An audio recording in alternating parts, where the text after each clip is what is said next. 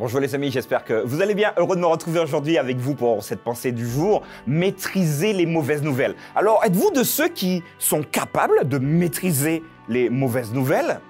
Si oui, comment faites-vous?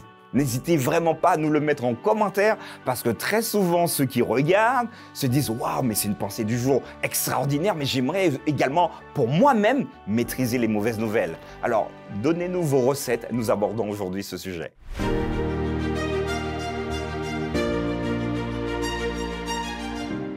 La pensée du jour se trouve dans Psaume, chapitre 112, verset 7. « Il ne craint point les mauvaises nouvelles. Son cœur est ferme, confiant en l'Éternel. » Voilà les amis, je vous posais la question tout à l'heure de savoir si les mauvaises nouvelles n'ont pas beaucoup d'impact sur vous. Si oui, n'hésitez pas à me dire en commentaire comment faites-vous. Moi, parfois, j'ai peur des très grosses mauvaises nouvelles. Ainsi, vu que j'ai de la famille en Martinique et que j'habite en région parisienne, si jamais mon téléphone sonne un peu trop tôt, vous voyez, s'il sonne à 4-5 heures du matin, c'est pas normal pour moi. Si donc j'ai un appel qui vient des Antilles autour de 10 heures, donc ça sous-entend qu'il est à peu près 4 heures du matin, c'est pas normal. Donc immédiatement, je me prépare mentalement au pire. Jusqu'à maintenant, ça n'a pas été le cas, ou sauf une fois. Mais je me suis dit, mais pourquoi, je utilisais une expression un peu jeune, pourquoi flippes-tu à chaque fois que ton téléphone sonne? C'est parfaitement humain de ressentir des choses et probablement le cerveau se prépare à encaisser potentiellement un choc, une mauvaise nouvelle. Jusqu'à ce que je lise ou que je relise ce psaume, le psaume 112 va m'inviter personnellement à ne pas craindre les mauvaises nouvelles. Mais je me suis dit, mais Seigneur, comment je fais? Mais je ne réfléchis pas, ce n'est pas volontaire, c'est un réflexe de ma part, un réflexe de protection. Et peut-être que vous vous retrouvez dans mes propos aujourd'hui.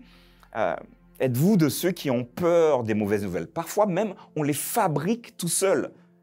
On nous donne une information, avec cette courte information qui n'a absolument rien à voir avec une mauvaise nouvelle, nous nous formons des films, nous nous fabriquons des films et finalement, parfois, nous nous faisons peur nous-mêmes. Voilà une piste que le Seigneur nous invite à voir. Permets que ton cœur soit ferme, affermi et confiant en l'Éternel. Alors oui, des mauvaises nouvelles, vous et moi, nous en aurons. Mais je crois que la perspective ici, c'est de permettre à Dieu de nous permettre de traverser ces mauvaises nouvelles en confiance. Parce qu'il nous a promis des choses. Alors la pire des nouvelles, c'est qu'on nous annonce que quelqu'un de proche décède ou soit parti.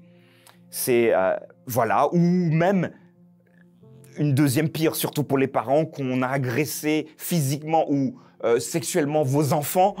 Alors là, je peux entendre certains parents qui font des bonds de 8 mètres parce qu'on a touché à leur enfant de mauvaises nouvelles. Mais le Seigneur nous invite à accueillir ces mauvaises nouvelles. Bien sûr, ne pas écraser nos émotions, c'est pas ça. S'il faut pleurer, pleurer. S'il faut crier, crier. Mais surtout à retrouver une paix. Parce que le Seigneur nous permettra de traverser.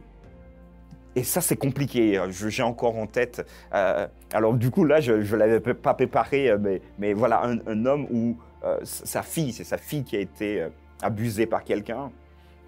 Il m'en parlait encore il n'y a pas longtemps et on ressent bien encore l'émotion qui remonte. Alors que, voilà, sa fille ne se sent pas bien. Elle a encore une cassure interne. Je peux comprendre, je peux l'entendre.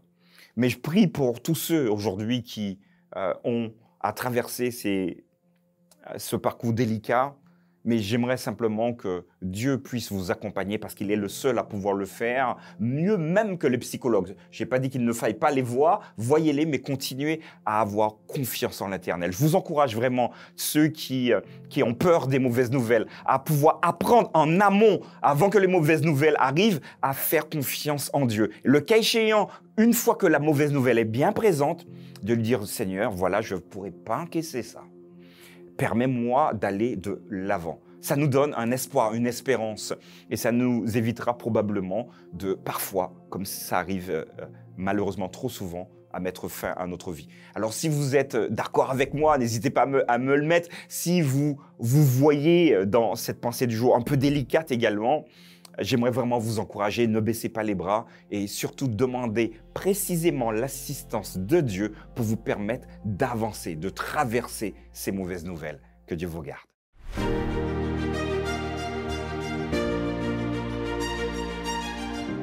Voilà les amis, nous avons abordé ce sujet. N'hésitez pas à commenter, je vous l'ai dit, je vous le dis tout le temps, mais mettez un petit pouce juste en dessous, partagez avec vos amis, sur vos groupes, partout où cela est possible, parce qu'aujourd'hui, nous avons besoin d'être des lumières pour tous les autres. Alors voilà, maîtrisez ces mauvaises nouvelles, c'est possible. Aujourd'hui, en tout cas, que Dieu vous garde, que Dieu vous accompagne, et je vous donne rendez-vous demain pour une nouvelle pensée du jour.